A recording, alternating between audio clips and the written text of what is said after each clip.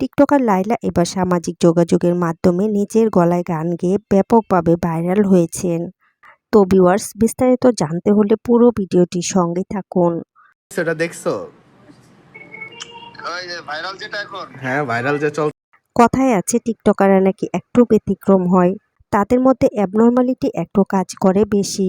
সেই ক্ষেত্রে প্রিন্স মামুন এবং লায়লা ব্যতিক্রম নয়।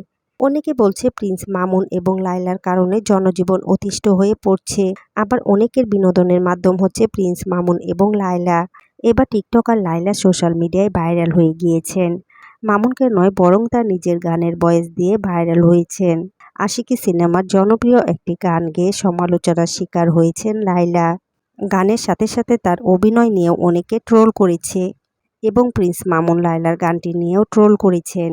লায়লাকে বেঞ্চি দিয়ে এই গানটি গেয়েছে মামুন। গানটা শুনে আমি খুবই ক্রাশ খাইছি, কণ্ঠটা কি সুন্দর এমনে গায়।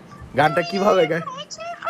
লায়লার গানটি নিয়ে মামুন ট্রোল করেছে। এই ভিডিওটি সোশ্যাল মিডিয়ায় ব্যাপক ভাইরাল হয়ে গিয়েছে। মামুনের সেই ভিডিও দেখে লায়লা ভীষণ কষ্ট পেয়েছে। লায়লা বলেন, মামুন তাকে এতটা ছোট করবে সেটা তিনি কখনো ভাবতে পারেননি। একদিনের জন্য হলেও মামুন তাকে ভালোবেসেছিল। লায়লা আরও বলেন, মামুনের জন্য আমি কম কিছু করিনি। এদিকে লায়লার গান নিয়ে লায়লার ভক্তরাও তাকে সাপোর্ট দিচ্ছে, আবার অন্যদিকে নেটিজেনরাও তাকে নিয়ে সমালোচনা করছে। অনেকে লায়লার আউটলুক দেখে তার মতো হুবহু ভিডিও বানিয়ে ভাইরাল হচ্ছে।